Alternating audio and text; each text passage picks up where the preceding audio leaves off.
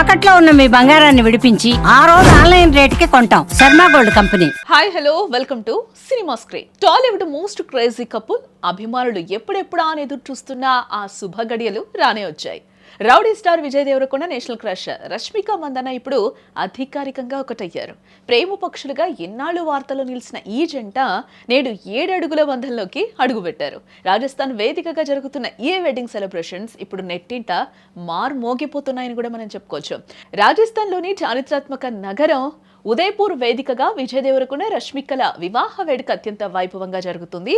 ఈ రోజు ఉదయం 10:10 శుభముహూర్తానికి బంధుమిత్రుల సమక్షంలో రష్మిక మెడలో విజయ్ ముడుముళ్ళు వేశాడు. ఈ వేడుక కేవలం ఒక వివాహంలా కాకుండా 2 వేర్వేరు సంస్కృతుల కలయికగా కనిపిస్తోంది.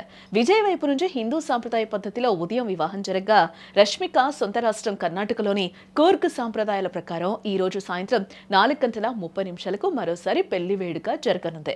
ఇలా 2 రకాల ఆచారాలతో ఈ జంట కొత్త జీవితాన్ని ప్రారంభిస్తోంది. ఇక పెళ్లికి ముందు జరిగిన సందడి అయితే అంత ఇంత కాదని చెప్పుకోవచ్చు. బుధవారం జరిగిన హల్దీ వేడుకలో ఈ జంట పసుపు రంగు దుస్తుల్లో మెరిసిపోయారని చెప్పుకోవచ్చు. మరి ఆసక్తికరమైన విషయం ఏంటో తెలుసా?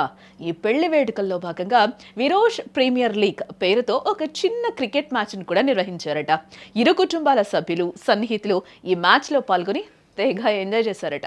క్రీడల మీద విజయ్కున్న ఇష్టాన్ని ఇలా పెళ్లి వేడుకల్లోనూ చూపించడం విశేషం. ప్రస్తుతం ఉదయ్పూర్లో సినీ ఇండస్ట్రీకి చెందిన పలువురు ప్రముఖులు విడిది చేసి నూతన వధూవరులను ఆశీర్వదిస్తూ ఉన్నారు. ఇక ఈ వేడుక ముగిసిన తర్వాత టాలీవుడ్ మిత్రుల కోసం మరియు ఇండస్ట్రీ పెద్దల కోసం హైదరాబాద్ లో భారీ ఎత్తున విందు ఏర్పాటు చేశారు.